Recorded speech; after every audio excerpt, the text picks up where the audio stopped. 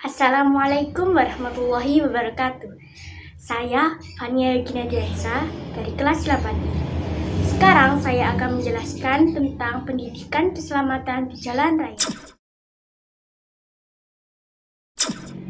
Klasifikasi jalan fungsional di Indonesia berdasarkan peraturan perundang-undangan yang berlaku dibagi menjadi 4. Yang pertama, jalan arteri.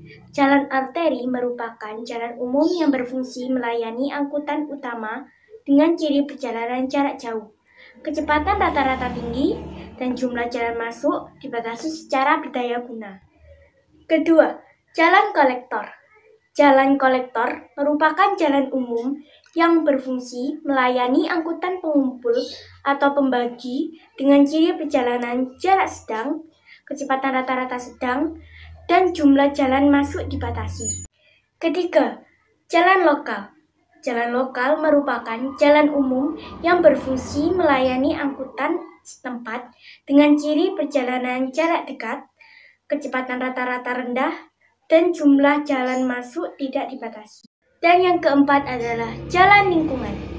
Jalan lingkungan merupakan jalan umum yang berfungsi melayani angkutan lingkungan dengan ciri perjalanan jarak dekat dan kecepatan rata-rata rendah.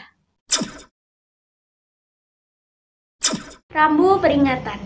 Rambu jenis ini digunakan untuk memberi peringatan kemungkinan ada bahaya atau tempat berbahaya di depan pengguna jalan. Warna dasar rambu peringatan berwarna kuning dengan lambang atau tulisan berwarna hitam.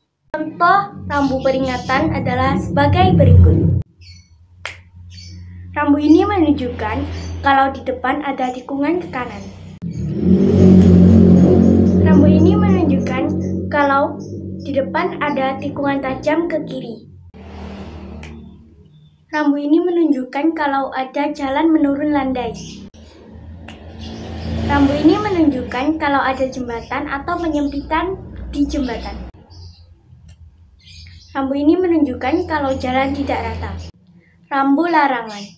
Rambu larangan menunjukkan perbuatan yang dilarang dilakukan oleh pemakai jalan. Warna dasar dari rambu ini adalah berwarna putih dan lambang atau tulisan berwarna biru atau merah. Rambu ini menunjukkan kalau kita dilarang parkir. Rambu ini menunjukkan kalau kita dilarang masuk. Rambu ini menunjukkan kalau kita dilarang putar balik.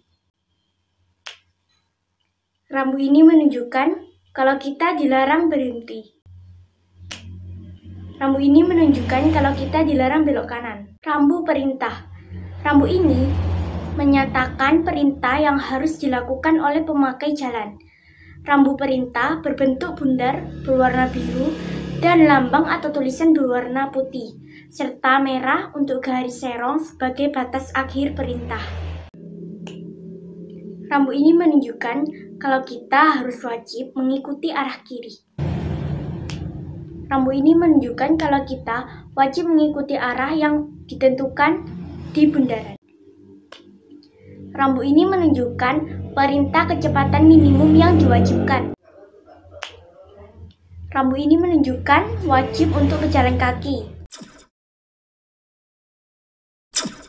Marka membujur. Marka membujur adalah tanda yang sejajar dengan sumbu jalan. Marka membujur yang dihubungkan dengan garis melintang yang digunakan untuk membatasi ruang parkir pada jalur lalu lintas kendaraan. Marka melintang. Marka melintang adalah tanda yang tegak lurus terhadap sumbu jalan, seperti garis henti di zebra cross atau di persimpangan. Marka serong. Marka serong adalah tanda yang membentuk garis utuh yang tidak termasuk dalam pengertian marka membujur atau marka melintang, untuk menyatakan suatu daerah permukaan jalan yang bukan merupakan jalur lalu lintas kendaraan. Marka lambang. Marka lambang adalah tanda yang mengandung arti tertentu untuk menyatakan peringatan, perintah, dan larangan untuk melengkapi atau menegaskan maksud yang telah disampaikan oleh rambu lalu lintas atau tanda lalu lintas lainnya. Berikut beberapa aturan wajib bagi pejalan kaki. Jika tidak ada trotoar, berjalanlah di sisi yang menghadap langsung dengan kendaraan lalu lalang, sehingga arah jalan Anda berlawanan dengan kendaraan yang datang. Hal ini untuk mempersiapkan diri jika terjadi sesuatu pada lalu lintas di depan Anda. Saat menyeberang di jalan yang tidak terlalu lebar dan tidak memiliki zebra cross, pastikan Anda memperhatikan sisi kanan dan kiri. Hal ini untuk memprediksi kapan kendaraan di ujung kanan dan kiri Anda sampai ke titik tempat Anda melintas. Sementara saat menyeberang di malam hari, melintaslah di bawah daerah dengan lampu jalan yang cukup terang sehingga pengemudi kendaraan bisa melihat Anda. Sebagai pejalan kaki, cobalah menggunakan pakaian yang mudah terlihat pada siang hari. Hampir semua jenis pakaian aman digunakan. Tetapi untuk malam hari, hindari pakaian yang berwarna gelap. Hal ini untuk membantu para pengendara melihat keberadaan Anda di tengah gelapnya malam. Saat sedang berjalan, kecilkan suara headset sehingga Anda masih bisa mendengarkan langkah orang berjalan, berlari, berkendara, atau mungkin bersepeda. Ini untuk membantu Anda memprediksi keadaan sekitar Anda, sehingga jika ada orang yang memencet klakson, Anda masih bisa menghindar dengan cepat. Jangan jalan sambil membaca SMS atau memainkan smartphone Anda.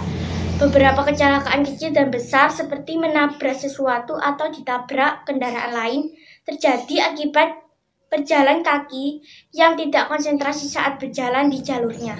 Aturan bagi pesepeda di jalan raya. Pesepeda wajib menggunakan jalur sepeda yang tersedia. Usahakan untuk selalu menggunakan jalur sepeda di ruas jalan yang tersedia.